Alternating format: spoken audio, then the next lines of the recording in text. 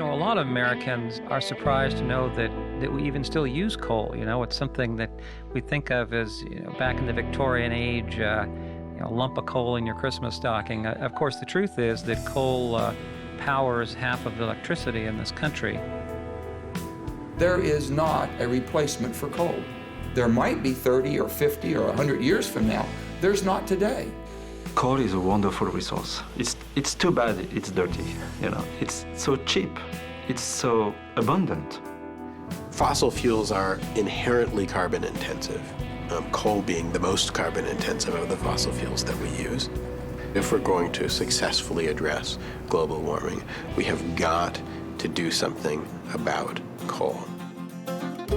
When I was a curly-headed baby, my daddy set me down on his knee.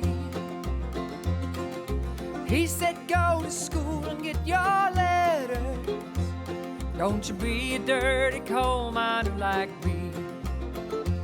Both my grandfathers were coal miners. My parents grew up in coal towns. And I'd been thinking for years of making a record of old coal mining songs. The mystique of this way of life has been expressed in song for a long, long time. 'Cause the don't stop here anymore. Part of what really intrigued me about the music that I dug through was the love-hate relationship. My name is Chuck Nelson, and I was born and raised in Sylvester in Boone County. And my father, he worked in the mines, and my grandfather worked in the mines, and my brother. And I ended up going in the mines, and I worked 30 years underground. I like mining. We were proud miners, you try to be the best worker you possibly can. And it was just a family tradition. 'Cause the don't stop here anymore. This was my father's hat. He worked 47 years underground. But me and him worked at the same mines. And when he retired, he gave me this hat. And this instrument here is called an anemometer. And what you do is we measure how much air is coming up, the airways and stuff. This is a ring. What this is a Bradbury Safety Award. That's what we get right here for breathing all that dust, doing all that illegal work, putting your life out on a limb. This is the award we got for doing that. It wasn't till after, I got out from the mines and started finding out a lot of facts about, how bad coal really is. And done a lot of research on it since then, and I found out that, coal was dead. It's deadly. It kills people. It's full of paradox. Coal is black, coal is dirty, but coal is emotion. When you take a piece of coal, there is a plant inside. There is life. There was life at one point. And when you have coal somewhere, you have a community, a very particular community. You have people full of solidarity. But this place is booming with coal miners, their families, their kids, and the carnival and the entertainment that you have here. It makes this coal show all worth everything. As you can see, the entertainment here, these coal companies pay for this entertainment. We're here just for the people of Boone County, and a lot of them get to see what Dad does for a living, what brings food to them. And these guys have got to carry the torch and go on. Coal's important because it gives us electricity, heating, cooling. Without coal, we wouldn't really survive much. It's the income, it's the food in children's mouth, it's the turkey sitting on the Thanksgiving table. It means a lot. Everybody's got jobs, and that's what makes people happy, have money. This is hometown USA. We all live here together and work here together.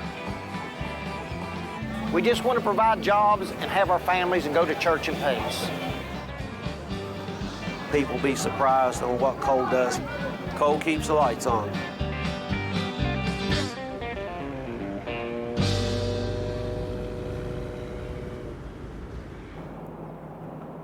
My name is Randy. I'm a manager of environmental compliance at a mining company operating in southern West Virginia. I commute about 50 miles one way every day. The first time I wake up might be about 5 or 5:30 after I hit the snooze alarm a few times, but then I usually try to leave the house by 6. Is this one truck? We have about 6,000 acres permitted that's been mined for the last 20 plus years.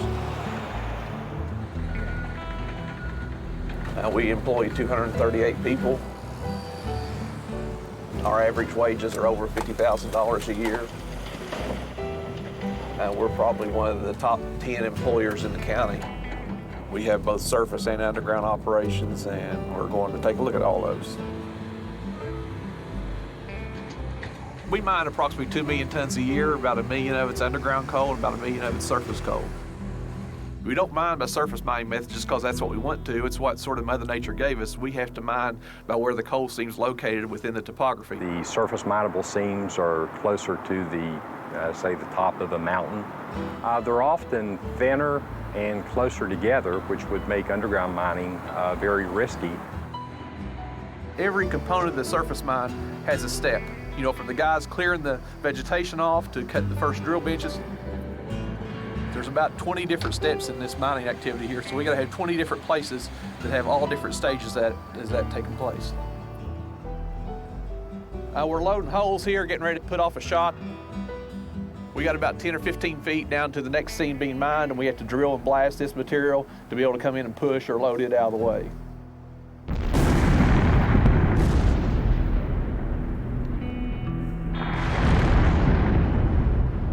I was standing in front of the cooktop about 4:30 that afternoon when the blast occurred.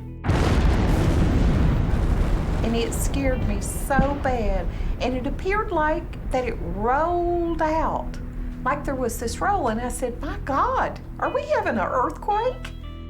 They'd blast up until late evening, and then they had these giant pieces of machinery, and they would be moving all of these huge boulders and piles of rubble and shoving them down slope. Blasting on a surface mine is something that's highly regulated and very closely monitored. Now, the fact that you're blasting is going to make some people uncomfortable. I think that many people may not be aware of the way that we blow up mountains in the central Appalachian region.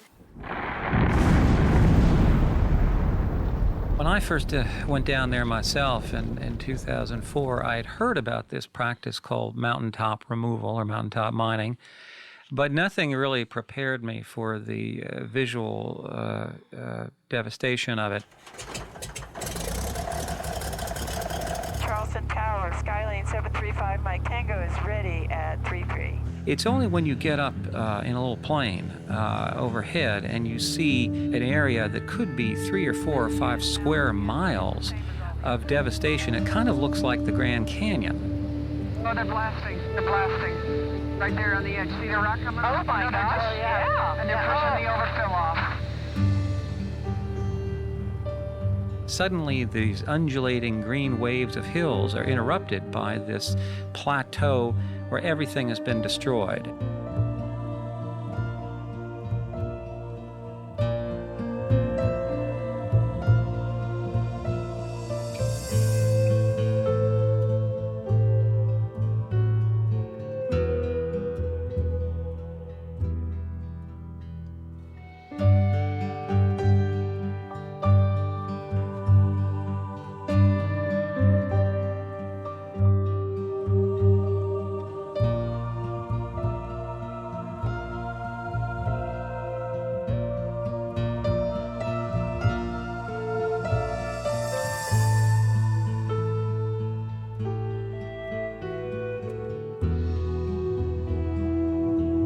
There are no words.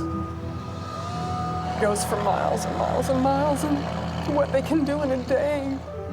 You know, you fly over a mountain and they say, well, last week it was green. And you see how much has been done in such a short time.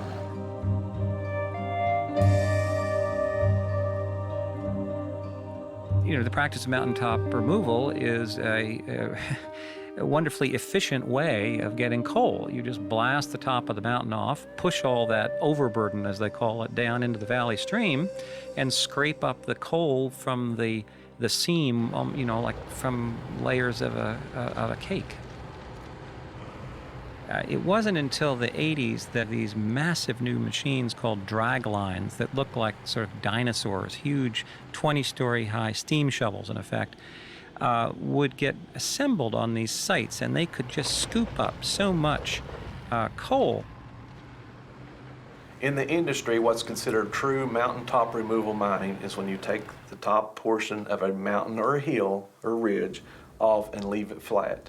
But out of the 1,800 permits are in the state of West Virginia, 59 of them are true mountaintop removal operations. That's 3%. It's semantics. The coal industry likes to say mountaintop mining sounds a little more benign, and the critics are insistent that it's mountaintop removal. You have your mountain and a valley and a mountain and a valley, and they just blow up the mountain and shove it over the side instead of having mountains and valleys in between. It's just huge grass prairies. Some places in eastern Kentucky, it looks like you've walked into Montana and you're on high prairie. But in Montana, it's supposed to look like that. It's not supposed to look like that in the Appalachian forest.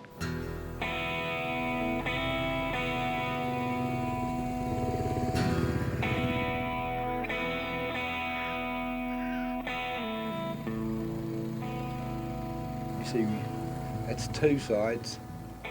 Look way back off in the distance, there's 3 sites. This one's 4 sites.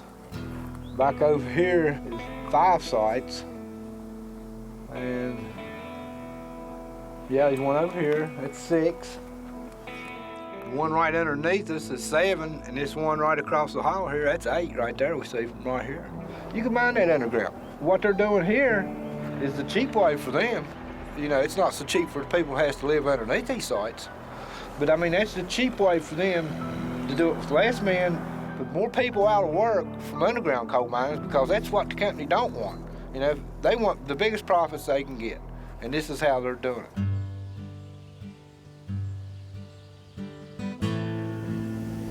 My house is right through there.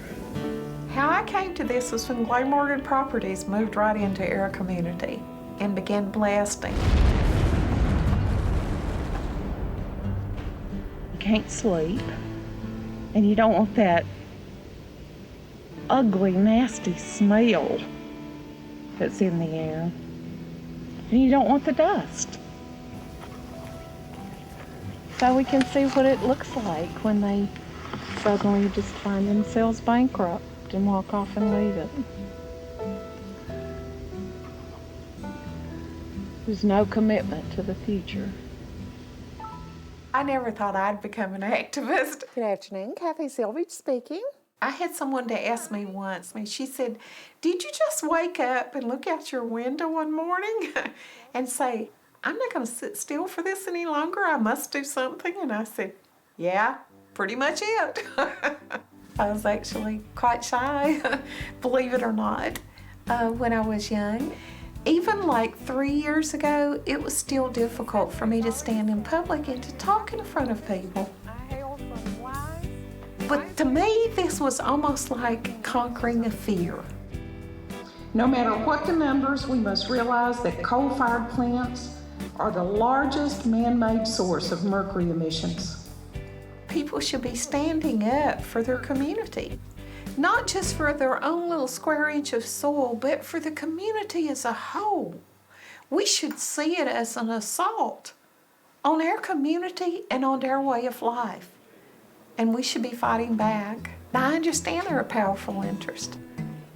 But there was the story of David and Goliath. Down in the valley, valley so low, lay your head down, feel the wind blow, feel the wind blow, feel the wind blow, lay your head down, hear the wind blow. I actually grieve, when I get upset, and there's tears rolling. I am, in fact, grieving over the loss of a mountain.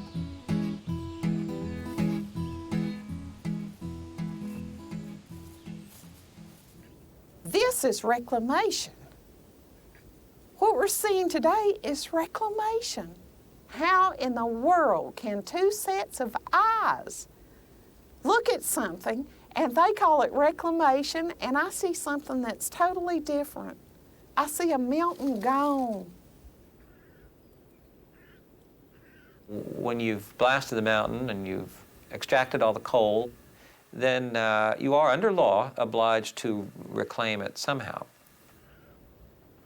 Reclamation restores the mine site in terms of surface mining to a productive post-mining land use.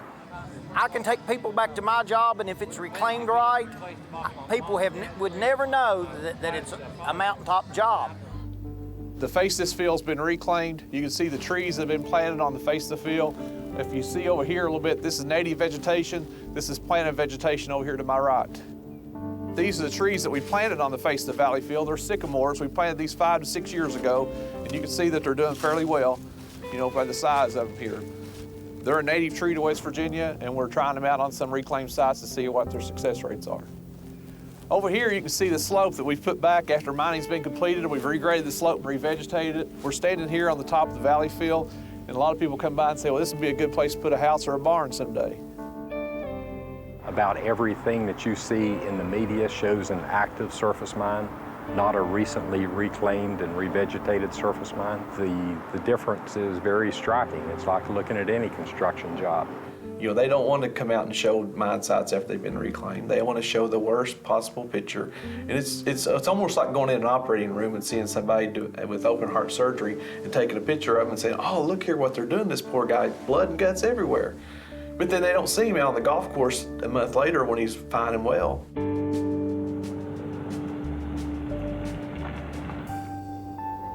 Things look a lot greener now than they did 6 months ago when we were here earlier. You can see the different kind of tree species here. You have some gray dogwoods here in front, and autumn olive and Virginia pines over in the foreground. The truth is, you know, I think we do a good job up here. And if people just see it, I don't think they'd be as concerned about it. Well, reclamation is a fascinating aspect of this whole story. The coal industry will tell you that all this is just hysteria and overblown because after they do their coal mining, they reclaim the whole area, plant a lot of grasses, get some elk out there, and it looks lovely. Well, it is true. At the end of that process, you'll see a kind of pretty-looking landscape. But what's gone is the extraordinary, unique biodiversity of the area, all the flora and the fauna, not to mention the mountaintop itself. You know, the regulations that apply to coal mining have developed over decades. Reclamation going forward is going to continue to improve, and that we're going to keep getting better right up until the last ton of coal is mined. You know, I've met people working on mountaintop removal sites who say, you know, people don't understand how hard we try to stay within the law. We go further than we have to. We try to be better than they're telling us we have to. And I've really thought a lot about that because those people, you know, they don't see themselves as villains, and they don't appreciate being painted as villains, and they're just trying to find their way through this just like all the rest of us are. And I think, you know, yeah, it's not against the law, but what if the law is not just? I am Joe Lovett, and I am a lawyer, and I've been working on the mountaintop removal issue since I became a lawyer. I guess that's been about 10 years. I didn't really know that mountaintop removal existed at that time, but this man named Jimmy Weekly walked into my office. He slapped down on Joe's desk an issue of U.S. News and World Report, and there in it was the first story, actually, about mountaintop removal with extraordinary photographs of it. He showed me the article and a big picture of a horrible-looking mine, and showed me where his house was directly below the mine. Joe drove over soon after with Jim Weekly to see this devastation up close. And it was just shocking. It was one of the 2 or 3 biggest mines in the state at the time. I think it's several square miles in size. And Arch Coal was proposing to build even a bigger mine across the street from that one that was going to be directly behind Mr. Weekly. That was called the Spruce Mine. We sued to stop the Spruce Mine from going forward. We sued the United States Army Corps of Engineers and the West Virginia Department of Environmental Protection for not enforcing a whole slew of laws related to mountaintop removal. The Army Corps is in charge of granting permits to coal companies not to do the mountaintop removal. They don't get involved with that, but they're responsible for the waters of the United States, including the little mountain valley streams that run through Appalachia. And of course, when you blow off the top of a mountain, you got to dump all that debris down the hill, and it goes into the valley, which tends to contain a stream. The Clean Water Act that Congress passed in 1972 and the Surface Mining Act that Congress passed in 1977 were both, from my perspective, very good laws. The goal of the Clean Water Act, as it says, is to protect the biological, chemical, and physical integrity of the waters of the United States. There's nothing more antithetical to that than filling waters of the United States. However, Congress recognized that sometimes it's necessary to fill a stream. This was fill, quote unquote. Very important word, fill. But the Clean Water Act had some pretty specific definitions for fill. If you were a developer in wetlands and you wanted to build some sort of development at the edge of the wetlands, maybe you could fill in a little bit to do that. That rule said that fill material can't be waste material. Okay, so that was the first aha moment.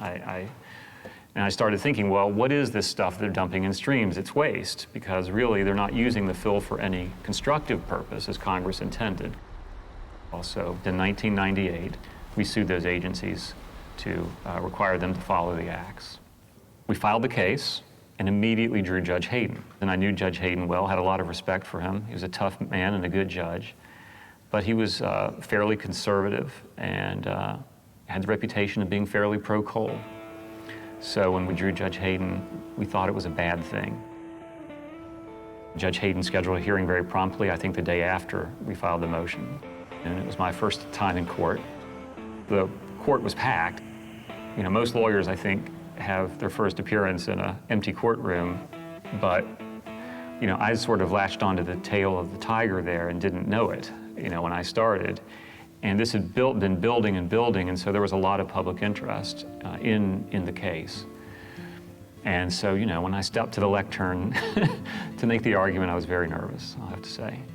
And Judge Hayden is a very stern judge, so he's sitting there in his stern, judge-like way, and I'm standing at the lectern, kind of terrified, reading through my notes. And surprisingly, at the end of that hearing, he agreed with us and issued a temporary restraining order stopping the permit.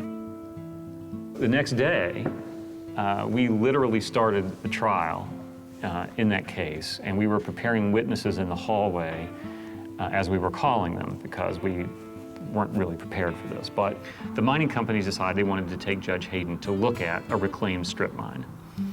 And I knew that Judge Hayden would probably want to see that reclaimed strip mine, and that would be a fair request. First, we all got on a bus, all the lawyers and a bunch of reporters, you know, it was kind of a crazy scene, got on a bus with Judge Hayden, and we drove up to their strip mine that was reclaimed, and it really looked awful. I mean, it was as good as they could do, but Judge Hayden was smart enough to know that the trees he saw growing there weren't native trees, and that they weren't healthy trees. I don't think he was very impressed. But I think that what really got to Judge Hayden's was his trip up Pigeon Roost Hollow, which was the hollow where Jim Weekly lived, where the spruce mine is going to be built. Now, throughout the hearing, the mining companies had referred to the stream as a dry gulch. And when the judge saw it, it was a teeming mountain stream full of aquatic life, and our biologists went in and pulled out you know, mayflies and caddisflies, and Judge Hayden is a fly fisherman, and he understood, you know, that those are the very things that you catch fish with. You can see this. This is a caddisfly. His name is Pycnosyche. We raise these. My wife and I raise. You know, when you stand in a place like that and you know it's going to be buried and lost forever, I think Judge Hayden understood that it was his responsibility to protect that. And that's what he did. That was the very first part of the case. That was only one claim against this one mine. In addition to that, we had brought claims against the State Department of Environmental Protection and its failure to enforce something called the buffer zone regulation, or buffer zone rule. Above the skip, obviously, that's the buffer zone protecting the stream. And the purple line going through there is the top seam of coal, I guess the Windrock seam. The buffer zone rule had been in effect since 1982, and that rule was pretty straightforward. It said that mining companies could not disturb within 100 feet of an intermittent or perennial stream if that would harm the environment. Not only did he say that the rule prohibited it, but he enjoined any future filling of the streams. He said to the mining industry, no more. This court ruling is wrong-headed. And when that happened, the state exploded. This is coal country. This is people surviving. Look at me, I'm your neighbor that you put out of work. Here, these miners get heavy-handed support. Coal turns on the lights in that capital. Those livelihoods are now in jeopardy. The governor declared a state of emergency, instituted a state hiring freeze. Now, this was all a false economic crisis created by the coal industry and by Governor Underwood to get that ruling reversed and to whip up controversy in the state, and it worked. The ruling was ultimately overturned by the Court of Appeals.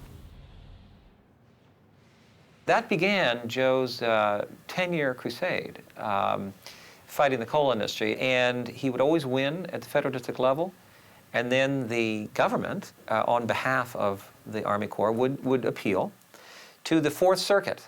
And it just happens that the Fourth Circuit is the most conservative circuit court in the land, and each time they would find some reason to reverse the ruling. It's been a fight. You know, we win one, they undo it. We win one, they undo it.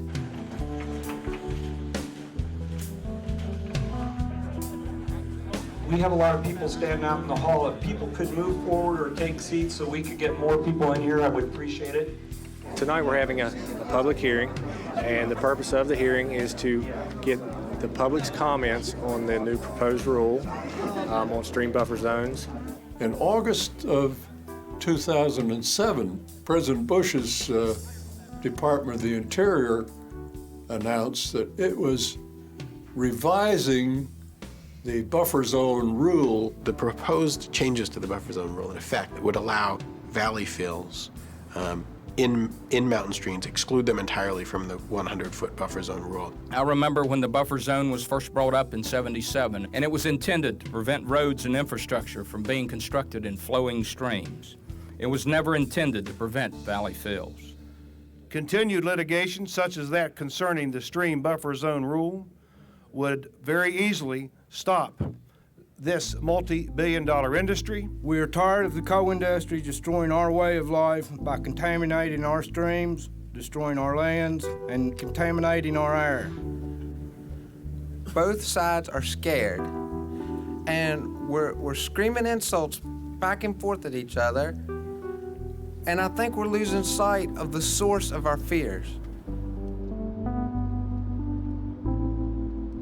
West Virginia is the poorest state in the country, and southern West Virginia is the poorest part of it. And I think people are scared that they will lose their jobs and be flipping burgers.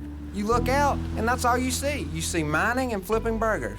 And I argue that the coal company, that they want it that way, that they want that to be the only option. That's the only way they could ever get support for how they treat their workers and how they treat this land. This would never happen in a place that wasn't poor, never. The mining practices that happen here would never happen in the Rocky Mountains or, you know, in the Berkshires. It's just not the kind of thing that could happen because those mountains, you know, have a constituency of some sort. They have people with some money that care about them. These mountains are all owned by out-of-state landowning companies, and they're owned for one reason, and that's to mine coal. And I think that's the real reason there hasn't been economic development in central Appalachia, because the landowners don't want development, because people get in the way of mining. For the last 14 years, the coal industry has supported myself, my wife, and my 3 children. The last one of you so-called environmentalists, when you leave the state of West Virginia, when the rest of us move to North Carolina, turn out the lights. Oh, wait a minute, there won't be no lights. No coal, no lights. Hand me that guitar. Give me a pig light, I think I got something to say. I'm a coal mining man, and I am who I am, and I wouldn't have it any other way. I got kids and a wife, it's my chosen way of life. I help make America's economy grow. Strip mining has not been good for West Virginia's economy. Practice like mountaintop removal is very capital intensive and not very labor intensive. A lot of machines are used, a lot of explosives, and not many miners. Back in the 1950s, there were something like 150,000 people in West Virginia involved in the mining industry. Today, there are 15,000, and of that, only 3,500 are involved in this most destructive form of mining, mountaintop. We had nearly 800 employees up to Friday. We had to lay 8 off. I think that might be just the tip of the iceberg if we don't get some of our rules changed on how we mine in the state. When coal goes in southern West Virginia economy is going to be ruined. Absolutely, this state will go down the tube. The industry always plays the jobs card, always strikes fear into the hearts of all working miners. Be sure and keep coal in our state, because without it, we're nobody. Many miners are being misled by the coal industry and unfortunately are becoming pawns of the coal industry in a way that hurts their own interests. It is critical that we take care of the workers as we transition away from coal. But the idea that we are creating a lot of jobs with coal is simply false. And lest anyone in this room forget, the industry that says it cares about your jobs is lying. The industry has always said that the mule was more important than the man.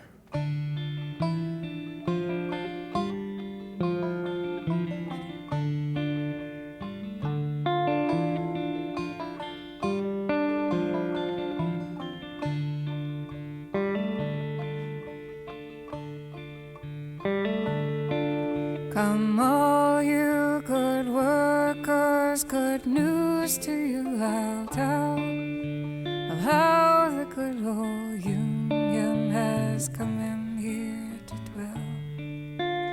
Which side are you on, boys? Which side are you on? Which side are you on? This used to be, you know, the stronghold of the United Mine Workers. Of course, the early decades of the 20th century are a long and dramatic and bloody story of union organizing.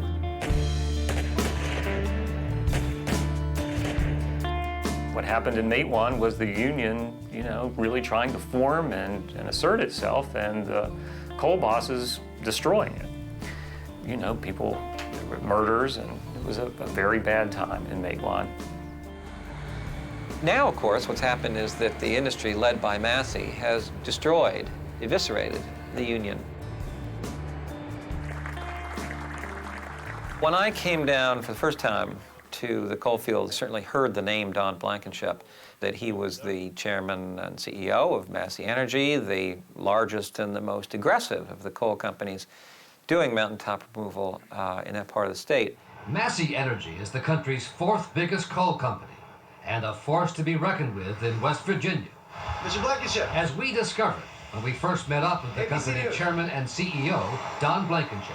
I'll start taking a picture of you, I'm going to get shot. No, how you doing, Mr. Blankenship? ABC News.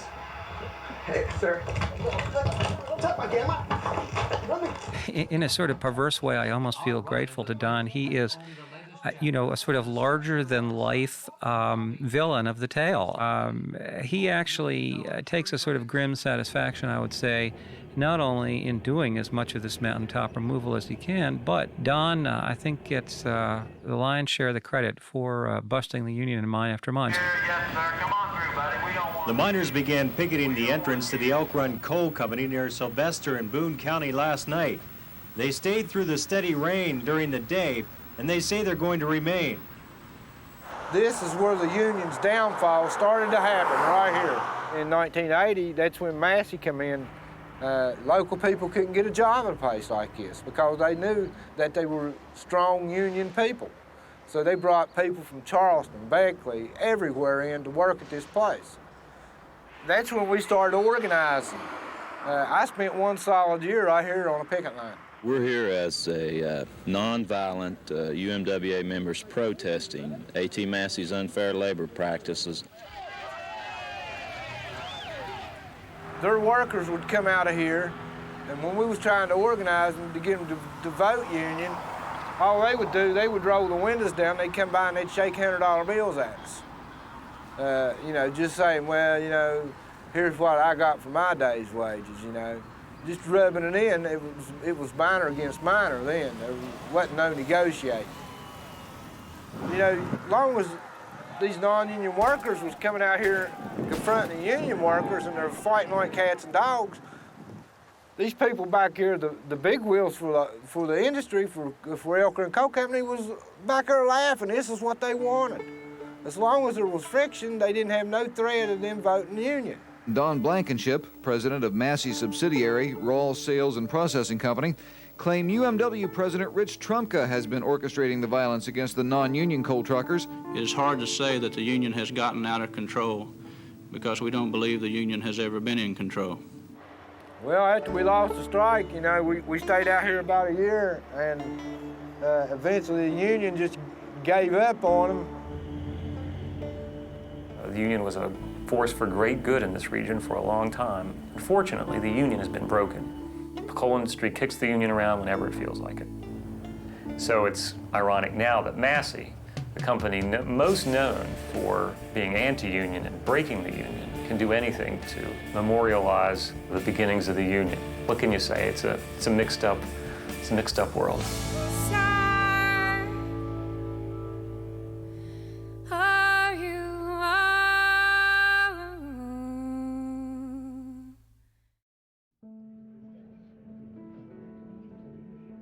This proposal allows coal companies to dump waste directly into streams. As a private citizen, I can't dump anything into a stream. So why should the coal companies be allowed to destroy our streams? I really would like an answer to that question. This sample right here come out of a community up in Printer just last week. This is the water that flows down Coal River. I don't know where that boy got that jug of water from, but that part of the river up there is so clean I hate to fish there because the fish can see you coming before you get to them. Using this administration's own figures will be that more than 1,000 miles of streams will be destroyed every decade into the future, poisoning an entire region's waters. You're poisoning the water supply of the people of Whitesville. Stop poisoning our water. That's what you're doing. I'm Judy Bonds, and we're at Rock Creek, West Virginia. This is the Coal River Valley. The river was named the Coal River because this is where coal was discovered. I think it was 1749, John Peter Saley discovered coal a few miles from here. If he had known what agony it would have caused, he'd covered it up and kept his mouth shut. 6 generations of my family lived in that holler, Mar Fork Holler there, and that's where I lived at when I first started out. Massey Energy moved in there about 1995 and started to move people out. They built a 9 billion gallon sludge dam above my home there, and the coal dust and the synthetic fuel dust and the blasting dust was all over everything. And then I watched black water roll down that stream there. And then it hit me, I realized, my God, they're poisoning my family and my friends and my loved ones. Oh my God. It's a sad situation that people are in here, very sad. You can look at statistics, and statistically, the poorest parts of Appalachia, particularly in West Virginia, are the coal-producing counties. Why? Why are we so poor? I watch millions and millions of dollars worth of coal and timber drive right by my home every day. Why are we so poor? Why are our towns ghost towns? Why is Welch and McDowell County the poorest county in the United States? But then you go to towns that have no coal, that have no mining. Tourism, places where there's tourism, is the most beautiful place there is. They're booming. They're booming. Whitewater rafting, camping, fishing, canoeing. We could have that here. Our area here is as beautiful as any place in West Virginia that you want to go. But the difference is they're blowing up the mountains and they're covering up the streams. There's ugly black goo all over our communities because of coal mining. And it'll be that way for a very long time. And I do believe there'll be a wall of fame and a wall of shame. And I believe that those that allowed this to happen will go down in history on the wall of shame. And our kids are going to ask us, what the hell were you thinking? Why didn't you do something?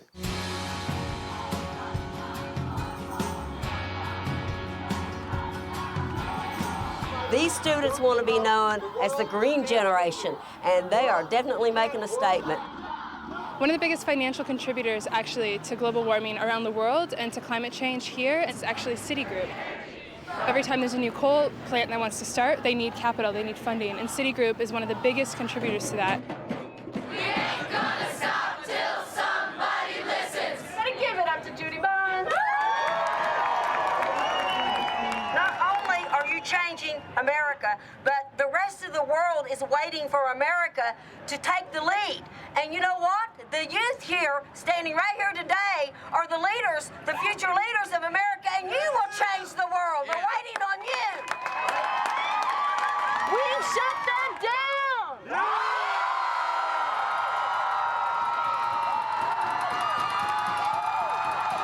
Sometimes you have to shock people to bring about change. That's just the way it's always happened.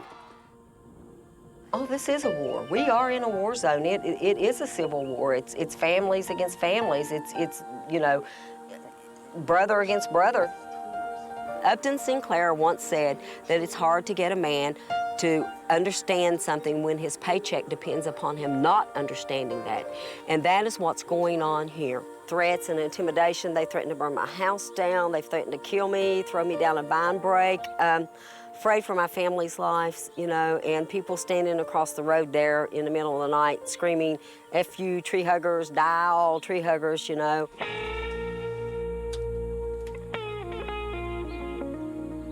Yes, we do take these threats very, very seriously. And that's why I had the surveillance cameras put up. That's why I also keep a rifle in the corner of my home handy. I have to. Now, if someone comes in my yard and comes to my door looking for trouble or looking to hurt one of us, he's going to find trouble. He's going to find it, and he's going to find it fast. I don't like violence, but what can I do? I mean, you know, my butt's already hanging out there on that flagpole, you know? What can I do? I think America as a whole has literally forgotten about Appalachia. You know, I would hope that America would look at us as who we are, as we're good, hard-working people that love our homes, love our mountains, because that's who we are. We're mountaineers. And if they take away our mountains, then who are we? Who are we? Oh, can't you see that pretty little bird singing with all his heart and soul? He's got a blood red spot on his wing, and all the rest of him's black as coal.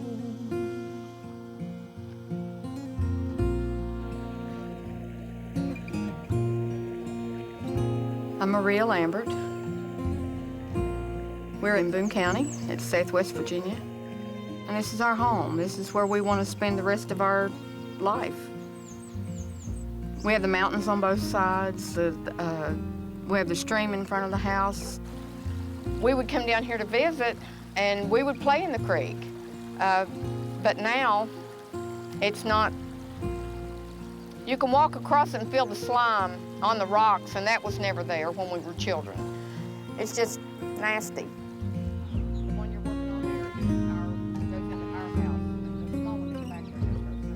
This was changed about 3 months ago? About 3 months ago, yeah. I can already smell it. Yeah, it's sickening. It's kind of disgusting. You really needed gloves on. What was that one? It's pretty nasty. I went to school with Chuck. Chuck was real quiet. I would say a little bit introverted.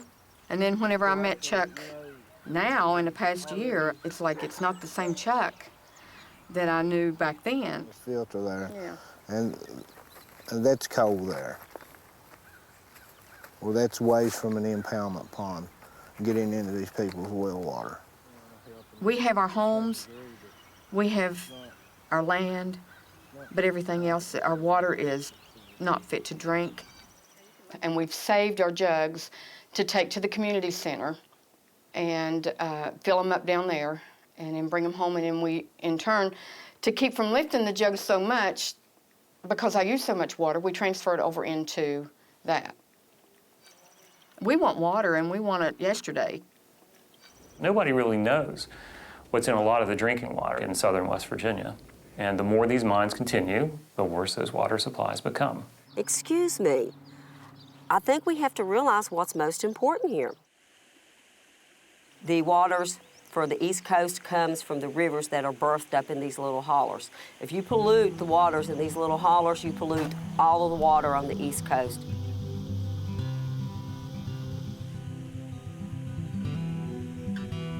My name's Kathy Weichel. We're in a printer. We've lived here all of our life until right now, we're almost wanting to move out because of our water here.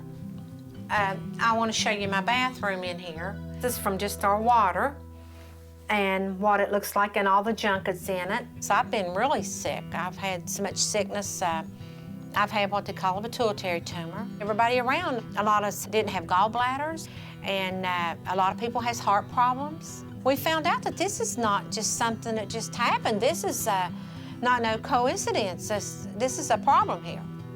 And the only thing everybody's got in common here is to do with the water.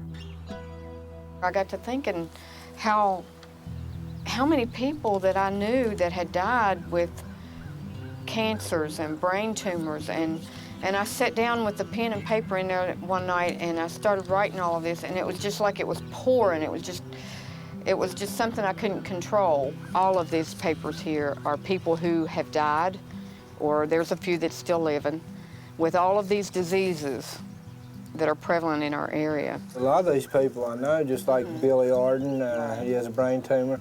And I remember John Donahue, he was one of my very best friends. It's not until you started going through each one of these communities and finding out, you know, what health conditions they have, that, you know, there's something bad here that's causing this. That's right. But we need to keep the pressure on our politicians and saying, well, what are you going to do about it? Ready to roll fast. We're headed to D.C. there to talk some sense to these politicians. Let them know what's going on down here, get things straightened out. We got about a 6-hour drive. 364 miles, .3. Headed into downtown D.C. The people of Appalachia have had to really rally around this issue and inform themselves and really get to know how policies work, how decisions are made, and how to influence those decisions. And they've done a phenomenal job. Welcome to our 3rd annual Week in Washington. And isn't it exciting that look how many more people we have here? 1, 2, 3. They're blowing up our mountain. 1, 2, 3. They're out of here. Kathy Selvage, how are you? They came here to lobby for the Clean Water Protection Act, House Bill 2169, which essentially says that we can't put mine waste in stream beds. The Clean Water Protection Act, in essence, wants to remedy a defect in the current law and make sure that the debris left over from chopping off the top of a mountain cannot be treated as fill and must be treated as waste, as it ought to be. What we are doing as human beings is trying to change the reputation of lobbyists, because we are lobbyists for an issue, not for money. It's our heart and soul that goes into this. Coming out of the church and look toward the cabin. I would say after last year, it was pretty exciting that we went from 77 to 129 co-sponsors. You folks should be leaving. All right, we're leaving. I'm leaving with these folks. Be good. Do good, Kathy. So they're going to kick their butts. Yeah. Wells from Illinois, supposed to meet with his environmental aid. Well, it's not raining, but boy, it's still chilly. You should just take all these students with us. Not exactly partly cloudy, is it? Why do we give so many incentives to the coal industry? Yeah. Wow, look at here, 1, 2, 3, 4, 5, 6, 7, 8 people going into his office. He's gonna think he's really important. Hi, you guys back. Okay. He's back here. Well, we just had a meeting with his environmental aide. You know, he's with us. We're still talking about having a tour in eastern Kentucky and him bringing other legislators. Senator Levin from Michigan his aide was just great. He asked the same question that all other state senators ask, which is, so why haven't Byrd or Rockefeller signed on to this, and what will they think about this? Byrd, now that, you know, he's been in the office for many, many years, and I'd hate to see him end his legacy on a note that, you know, that he's not helping the people throughout the coal fields. I just don't think that he wants to interfere with the coal industry making a profit. We think our politicians from West Virginia could care less about us, what's going on in the coal fields. They're out of touch with what's really happening. There are people in Congress and there are people obviously in interest groups who demonize coal beyond anything you could ever believe. The view about coal is horrible. People are hateful. They're hateful towards it. J. Rockefeller came to West Virginia as a VISTA worker. When he ran for governor in 1972, one of the major planks in his platform was the abolition of strip mining in West Virginia. We know that strip mining is tearing up the beauty of our state. We know that strip mining is not a good economic future for West Virginia and not a good economic future for our children. And we know that whatever advantage it has now, that the damage it leaves is a permanent damage. Archmore defeated him in the 1972 election. So in 1974, J. Rockefeller came to my office when I was in Congress and said, I think I should let you know that I'm going to change my position on strip mining. And I said, well, why? And he said, well, I'm convinced that hurt me in the 1972 election. I just don't get it. I don't understand how a politician who has, decent instincts on other issues can be so wrong about mountaintop removal and global warming. Senator Rockefeller and Senator Byrd both are emphasizing how to strengthen the economy in West Virginia. Personally, I think they've made a mistake, but they honestly believe that the thing to do is to protect the jobs which the coal industry has. I think that most of them probably in their hearts oppose what's happening to the state, but recognize that it's the cost of admission to politics in West Virginia to go along with the coal industry.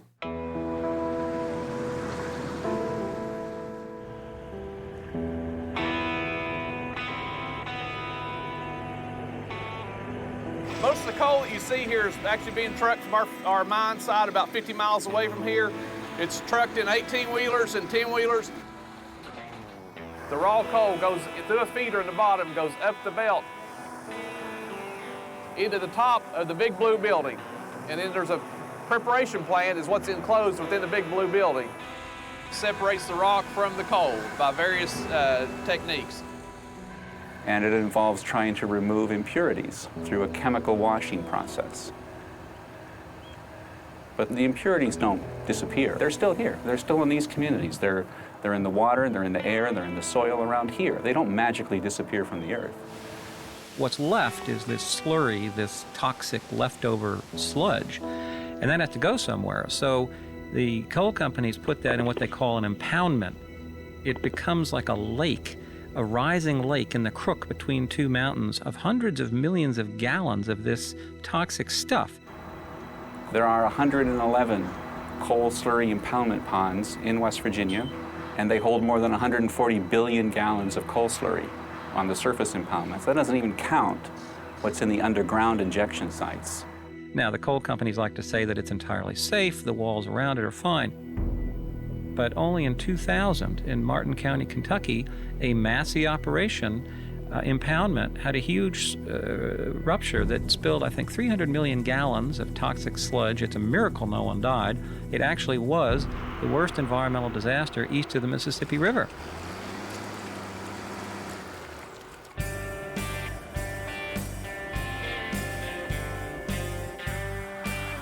Who wants to live underneath the shadows of the coal prep plant? This is a town that I spent most of my time in growing up, and it's not the town that you see now. I mean, it's changed dramatically. This is an extension onto this. Onto this. See this pier? This is this right here. This is the Elk Run Mining Impoundment.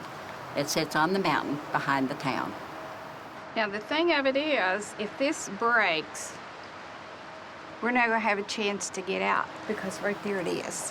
You know, right up here is where this sits. Over the hill. And when you go to bed at night, you don't know to go to with your clothes on, if you're going to have to We run. have 4 of these in this valley, and this right now is holding over 2 billion gallons of slurry. My name is Pauline Canterbury, and right now we're in the town of Sylvester, in Mary Miller's front yard, for the first time in about 11 years to be able to sit down because of coal dust. They put the Stoker plant over here to crush coal. So that's what was causing all the coal dust, and it's like baby powder. So yesterday, this is what I got from my windowsill. Inside? Inside of my home. Every day, if you sit on the porch, you have to go out and clean it off. You have to take your cushions inside every night. It's really, we used to could enjoy living out. You can't open windows now. And, you know, I feel that we're just prisoners in our own home. You can't even burn the leaves from your yard. You can't burn a branch from your trees, or we would be arrested. They'd find us. But yet they can poke coal dust on us all day long, day and night. I'm talking about they're in operation most of the time, 24 hours around the clock. Yeah. I mean, I've seen it pile up 3 inches deep on my windshield wipers where I parked outside behind my house in an hour's time. That's how bad it was. It was horrible. My house was right here, this brick house down here, which me and my dad, my brother, and my mom, we all pitched in and built it. We built this in 1980. And that's where I had plans on, you know, spending the rest of my life. It was a good community to raise a family in until Massey came into town. And ever since they came into town, you know, it's just everything's went downhill from there. Everyone takes care of their lawns. They take care of their flowers. They're proud of their homes. They're happy in their homes, and they shouldn't be destroyed like this. For the past 2 years or so, I've been working on what the health consequences really are for people that live in coal mining communities. The lady in this house here died with cancer. The gentleman in the house on the end here, he also died with cancer. The one in the house on the corner. For every single year, year after year after year, 1979 to the present, the mortality rates are significantly higher in coal mining areas of Appalachia compared to other areas of Appalachia where there's no coal mining, as well as compared to the nation at large. And you can estimate how many extra deaths occur every year as a result of living in these areas. And the estimate that I came up with for West Virginia over the period of time 1979 to 2005 is 578 extra deaths every year. I've looked at coal mining throughout Appalachia, and I find the same effects, that the death rates are elevated in coal mining areas of Appalachia, which includes Kentucky, Tennessee, Alabama, Maryland, Virginia, Pennsylvania, Ohio. It's present throughout the whole region. Sylvester Elementary School was a great little school. We had a system going here with the cook at the school and Mary and myself. I had the video camera. The cook was the lookout. So, we really worked well together. So she called Mary. She said, get up here and get Pauline and get her camera. She said, they are peppering us with coal dust. She said, it's falling all over the cars and everything down here. We come down here and we filmed the coal dust falling on the cars. You could wipe it up with your hands. Those are the cars that I just took the picture off of, the teachers' cars parked in front of the schoolhouse. She took the dust off them while I filmed it on the camera, and as the lawyer says, did you wipe it slow or did you wipe it hard? We went on the hill We turned the camera this way. We filmed it coming up over the town of Sylvester. And so people from all over the community, Mary Miller, Pauline Canterbury, with everybody else brought their filters from the furnace, dust rags they used, pictures they've took, film they've took. We took that film in as evidence. The DEP gave them an alternative. They said you either have to close it, cover it, or move it. And that's when they chose to put the dome in. That is the third dome they've put up over there. It has bursted twice. That was just something to show the community and show the DEP that they were actually trying to control the dust when they knowed it was a joke. All they had to do is make some type of effort to try to control this dust, and they get by with that. This was one of the things that was stipulated in the case, was that they were to monitor the dust in the town. And this is what they put up to monitor the dust. So inside of it is a Rubbermaid jar. Now, what does that look like to you? It looks like bees, huh? Green? My goodness. You can tell by the texture of the water how long it's been standing there. I don't see how you could collect air quality samples with that. And we never see anyone come and pick it up, and we've never received a report of any kind on it whatsoever, none whatsoever. The sad part about it right now is our home was appraised $144,000, and it has depreciated $132,000 on account of the coal dust. This home that you see right now is worth $12,000. I think I got $90,000 out of my house. And it's 11 rooms, it's got 4 bedrooms, 3 baths. Yeah, today, I mean, you get less than half of what we sold it for because things have deteriorated so much. There's nothing left in this town. The early years, you know, is what I remember. And, you know, I just hate to see, you know, turn out, you know, the way it is today. It's totally different. And this house here, this is where I built that house for my kids. And just to see it gone now, and yeah, it bothers me.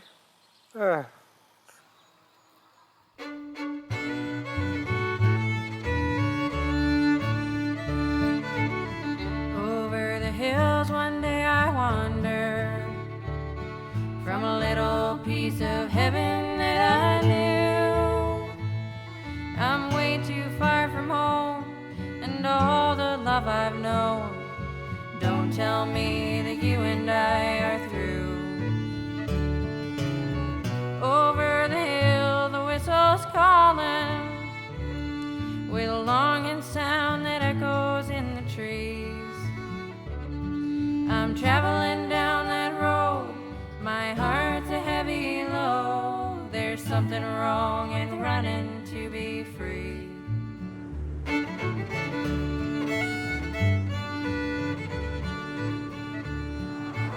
We're at a power plant now that's located where some of the coal that comes from our mine is delivered to. But usually when people see power plants, they always look at the cooling towers, and all that is water vapor. When we drive past this plant when my children were younger, they asked what this was, and you know, I thought it was a little bit more too complicated to explain to them this is where electricity came from. I told them that this was a cloud factory, and the water vapor coming out of the 2 cooling towers produced clouds, and we needed that to produce rain. So, you know, whenever there was blue skies out, they said the cloud factory must be broke down, and I'd say, well, they'll get it fired back up again so we can have some rain next week. This power plant actually consists of 2 units. They both have their own independent cooling towers, both have their own independent sources of coal. You can see the belt structures going up on either side. The main boilers and the generators are down below the boilers, but they burn the coal there. They produce superheated steam. The steam turns turbines. The turbines turn generators, and those generators then supply electricity. The power that comes out of this power plant goes all over the eastern United States. The product that's coming from burning the coal actually comes out of the large top stack you see there. They have an extensive pollution control process. They have electrostatic precipitators that remove all the fine ash and soot that comes out of the process of burning the coal, so they try to have as clean air as possible coming out. Coal-fired power plants generate 130 million tons of coal combustion waste every year, collectively. And that's, that's huge. It's that waste is sitting in our environment in the long term. More than 1 billion gallons of toxic sludge leaked last Monday when a retention pond crumbled outside this coal-burning power plant. What makes that sludge toxic, potentially toxic, is the coal ash that is in it. That coal ash is the residue that comes from burning coal to create electricity at the power plant. Even with the state-of-the-art technology we have today, coal-fired power generation is the dirtiest power generation that we have. This industry wants to come into my community and pollute it. Why do I have to go through all of this? And I can't imagine what's going to be left when we have got, the 4 power plants that are already here, 3 to 5 more power plants on top of that. We're talking to 7 or 9 power plants total. My name is Elisa Young. I'm not a trained activist. I'm not an environmentalist. I just live in a community that's being whaled. I thought I would be able to set up farming operations like my family has done for generations. I need clean air, clean water, and clean soil to do that with. And I don't know how to trust the land and the resources to be able to do the things that I want to do. I get a sense of strength from being here, a sense of stability, a sense of love. This is our history, it's our culture, it's our heritage. I could move somewhere else and probably be happy, but it would not be the same. It would not be the same. In this cemetery, we only have one ancestor, and it's George Roush. We got the land through their military service as land grants for payment for having served in that war. I've seen our cemeteries erode from the sulfur emissions. It's getting harder to read the tombstones, virtually eaten away our family history. They have eroded our history. We're looking at 2 American Electric Power plants, Phillipsborn and Mountaineer. American Electric Power is currently applying to build 2 more power plants immediately behind those. They're supposedly cleaner, but our community is saturated, and I'm really concerned about what the additional contamination is going to do. I'm not going to want to live here if there's 9 power plants around me. I'm already fighting off conditions that are precancerous, and I've just watched neighbor after neighbor after neighbor fall in rapid succession. And if we're this sick now with what's here, we should be talking about taking this stuff offline, not building more. We do need jobs. We just came out with the latest unemployment statistics, and Meigs County is #1 in lung cancer. We're #1 in unemployment. And so it's a real tough pick. Do we take the jobs or do we take the cancer? We have been educating people about how to participate in the regulatory processes, which are extremely daunting without the benefit of legal help. There have been points where I felt like I was the criminal.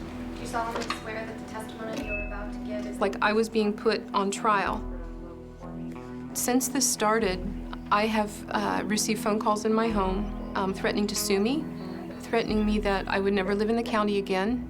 I don't have a choice, and so that means I need to stand up and fight this. I have a lot of people praying right now. This is a spiritual battle. That's what we have. We have the truth and we have spirit. Do Lord, oh do Lord, do remember me. Do Lord, oh do Lord, do remember me. Do Lord, oh do Lord, do remember me. Do Lord, remember me. God did give us these mountains. These were the first mountains God created. And from above, if you look at pictures, a vista of Appalachia, it just looks like God took his hand and just scrunched up these mountains and formed them with all the little gaps and swags. I think the reason that people of faith are coming together is that they're taking their caretaking responsibilities of God's creation seriously. Stay with us every step of the way. We give you thanks for the blessings of creation, for the delicate balance that sustains us, for the beauty that's... We came here this afternoon to be unified in spirit, to pray for the mountains, to pray that we would stop destroying them and that we might be brought back into unity with God's creation. We also need His forgiveness for what man has done to it. Those will never be the same again. They can't be. You can't put back mountains. You simply cannot. We weren't the ones to put them there, and we shouldn't be the ones that take them away.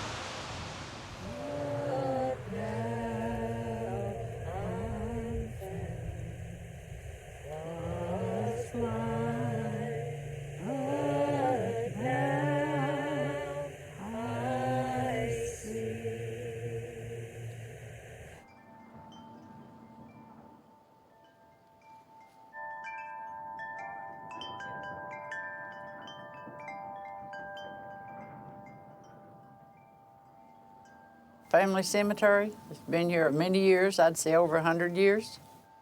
I have a grandson and a husband and a son buried here, and the rest are in-laws. He was a coal miner, and we have them made once a year, like when we decorate, and bring them out. The residents here, I mean, we have lots of them around here that are just fine with us being here. This property here was mine. I let it out to the mining company. They built a road. They fixed around the cemetery. They done terrific work. When I first got in this family, you had to carry the body from way down there, and this way you can bring it right up into the ground. Before, you had to ride a horse up here. Now you can come in a Mercedes-Benz. When are you going to get you one of those? I may have one of them already parked. See, I just haven't told you. Most of this mountaintop removal stuff is reclaimed. It's good for raising cattle, building homes. I can't see that it's done any damage. I see that it's helped. We're just got a little bit left on that end out there.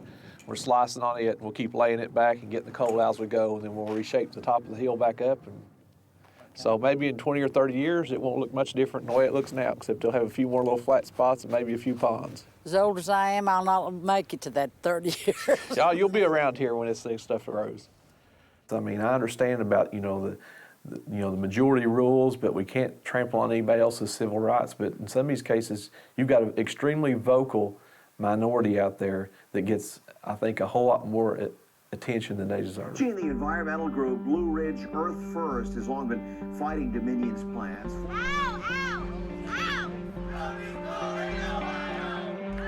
We're here today at a corporation that is putting in coal-fired power plants in Meigs County. We're here today to demand that they stop this. I think the protesters are kicking our butts right now. They've got the media on their side and everything else, and there doesn't seem to be any way we can slow them down. Whose future? I wish the public would just try their best to look at things from an objective point of view and try to get both sides of it. We feel like that we're being targeted. The mining companies and the employees themselves, they don't want to voice out that, it's, in some cases where I live, it's come to the point that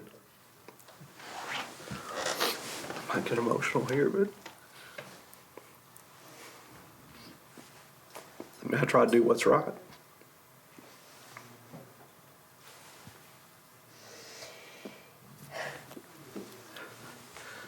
When your kid comes home from school and says, "Daddy, my teacher wants me to write a paper about or letters in opposing mountaintop removal mining," and I said, "Well, why don't you just go ahead and tell them to write a letter trying to put me out of a job?" I've been at this for 20 plus years.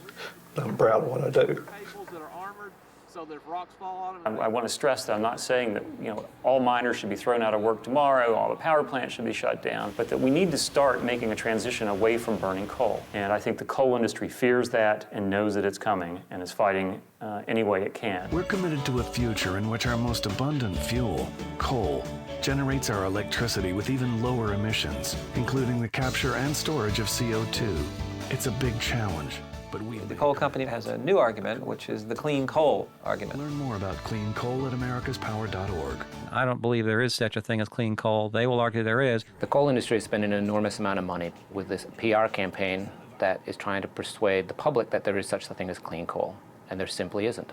We talk of the greening of coal, and we know that we can. We know that we can be using it much better. We have to solve these problems of the environmental aspect of it, and we have to do that before we build dozens of more plants. The science and the technology that are involved with all of this are within reach. One of the technologies that they're looking at to deal with CO2 emission from coal-fired power plants is carbon sequestration. And that's essentially a process where you extract the CO2, compress it, and inject it underground below an impermeable layer so it can't reach the surface again. It doesn't really make any sense to me. You can, of course, for a cost, take the carbon you were about to put in the air from burning coal and put it in the ground instead and hope it stays there. It'll take a decade or two to figure out whether it will actually stay there. Carbon capture and sequestration, you do understand, can and will be solved. And in my judgment, they will be solved within a matter of years, not a matter of a decade or several decades. Clean coal. We've heard a lot about it. So let's take a tour of the state-of-the-art clean coal facility. Amazing! The machinery's kind of loud, but that's the sound of clean coal technology. And this is my opinion. Carbon sequestration is a lie. It can't be done on a scalable level. It can be done theoretically. It can be done in certain limited locations. It can be done at experimental stations. To think that it can be a massive solution to problems of burning coal, that we're going to capture and store all this carbon forever and it's never going to get out, I think is nonsense. No one quite knows what would happen to it. It might just all come back up in some way. It tends to happen in, our ecosphere. Things don't just vanish. And here's the problem with carbon sequestration, is it's not a proven fact. It's very, very, very expensive. I think the carbon's already sequestered. Let's leave it in the ground. You still have to get the coal from somewhere. And that brings us right back to mountaintop removal. So if we're going to have these clean coal plants, we're still destroying the mountains. It's still a very, very dirty business. Other countries around the world have coal and use coal, and they need to be able to deal with those CO2 emissions as well. The trip started in China's largest city, Shanghai. Governor Manchin met briefly with the mayor and then went to see the people who run the world's largest coal company, the Chinese-owned Shenhua Group. It is a simple, unavoidable, inevitable, and incontrovertible fact that more and more coal will be consumed around the world in the years ahead, no matter what we might do here in the United States. And that is my biggest concern today, that the greeniacs, as I like to call them, are standing in the way of our ability to use coal the way it's being used around the rest of the world. Shanxi province is the West Virginia of China, with steep mountains and huge reserves of coal. In the last decade, China increased its coal production, and now they produce almost something between 40 and 50% of the world coal. It's huge. We can't sit back and say, well, China is continuing to build coal-fired power plants. In what direction are we taking our country? Shouldn't we be a leader in the world? I mean, we talk about the United States being a great leader, then let's lead us. Let's lead us in the right direction. So when we show leadership, the rest of the world will realize we're a partner and join in solving these critical problems.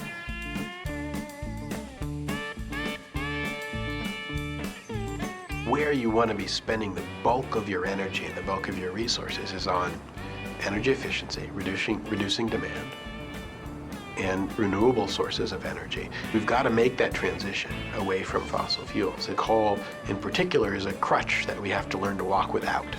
You have to aggressively pursue wind, aggressively pursue solar. Geothermal energy has a lot of potential. Biofuels are another piece of the picture. You know, we're not opposed to alternative energy, but can it, in the near term, replace 50% of the source of electrical energy? And I think the answer to that is no. But as other technologies gain some cost competitive characteristics, then, you know, the economy will naturally migrate toward those. In fact, renewables are now quite competitive. Even the costliest renewable, solar cells, has already reached cost crossover with new coal plants. If you start building both of them, by the time the coal plant is built, you'll have about 4 times as much capacity from the solar plant. And because of coal's lower cost compared to other fuels and its larger reserve life, alternative fuels aren't likely to displace coal anytime soon. You know, they say now, you know, it's cheaper than wind, it's cheaper than solar. Then if you add in the whole environmental and social impact of coal from the cradle to the grave, then, you know, how cheap is it? That ridge across from us over there, directly across from me, is where Massey's proposed Eagle 2 mountaintop removal site is. What we're trying to do is get wind turbines on that mountain in place of blowing the mountain up and lowering the mountain. But leadership, it's all about inspiration. So you have to inspire people. Honor and challenge your people. This is a dream that we can all have and we can all share and we can all prosper from. And now that we have this opportunity, I think that our governor should step up and embrace it with open arms. We must fight for this wind farm and green jobs because our children deserve clean air, clean water, and jobs forever. Wind farms could save local communities, people's lives. It's a quotation from a French philosopher, Voltaire. So you have to cultivate your own garden. Green jobs! We want it! Now! Let's hear it! Green jobs!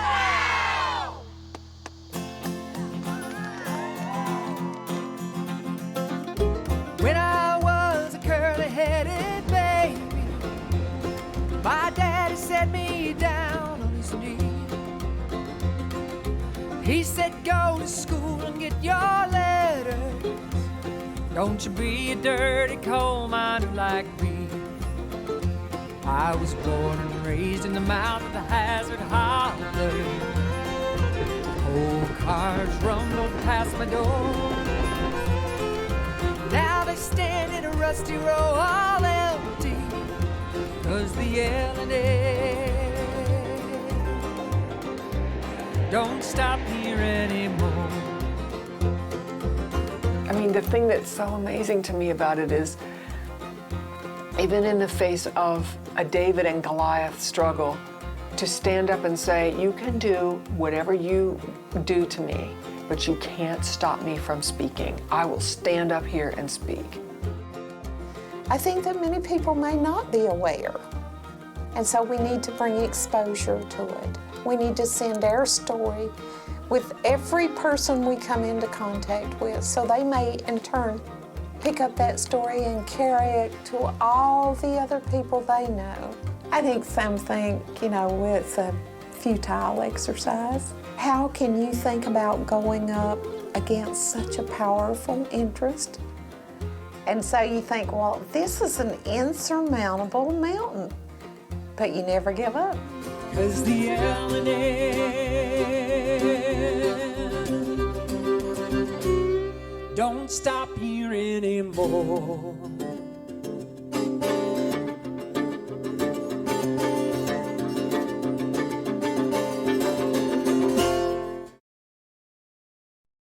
To order your Coal Country DVD and companion book, go to www.liaisondistribution.com. Coal Country Music is a special benefit CD with songs by Kathy Mattea, Natalie Merchant, Willie Nelson, and many more.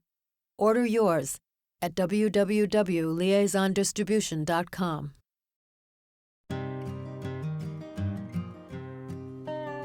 I swear I see her in my dreams sometimes, held up in the middle of the night, shaking like a pistol in a young man's hand there in the pale moonlight. Standing up atop of that lonely hill, spared by the company mine, is my blue-eyed baby with a best dress on in the shadow of a lonely pine.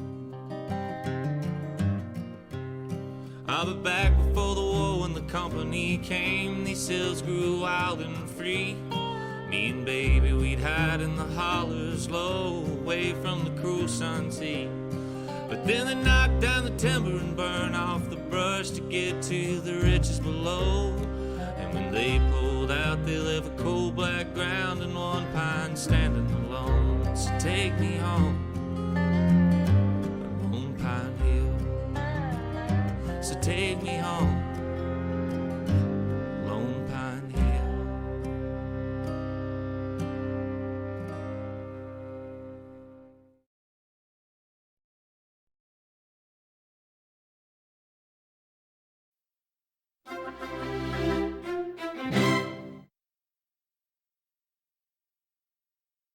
Now you can order the 3-part series, The Appalachians, with music by Johnny Cash, Mari-Lynn, Ricky Skaggs, and many others.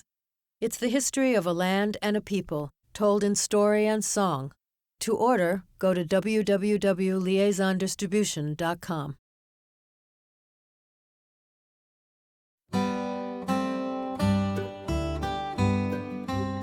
It was the first American frontier. It is a landscape, a culture, a frame of mind.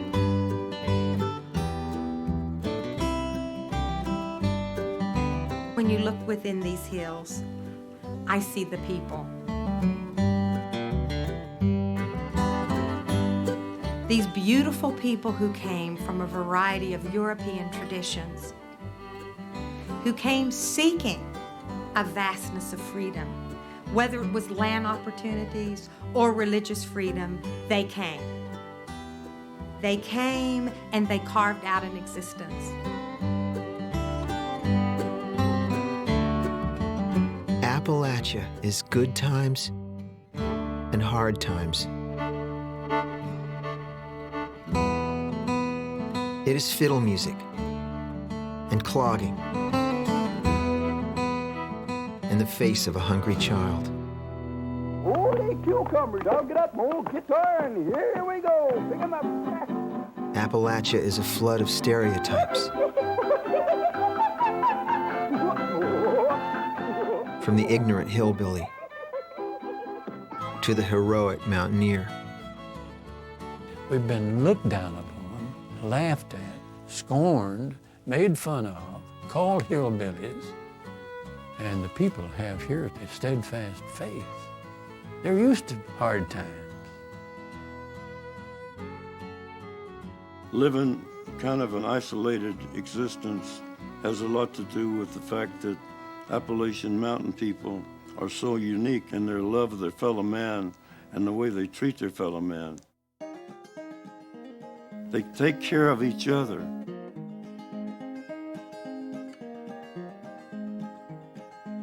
If I was on some foggy mountain top, I'd sail away to the west. I'd sail all around this whole wide world to the girl I love the best. Appalachia is story and song. It is music that beats like the heart of America. If you want to go back to where the dignity and where the absolute blue blaze of the blueprint of country music is, it's in the inside of that old style of music.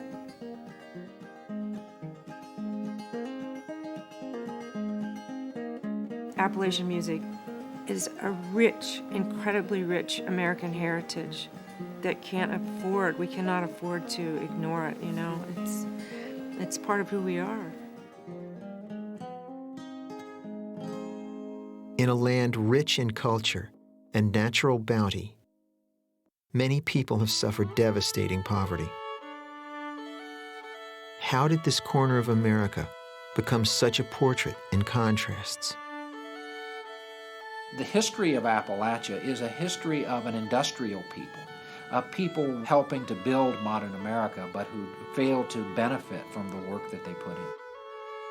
The region can be defined based on how people who had power and wealth been able to take the power and wealth and drain resources, coal, lumber, seeps out.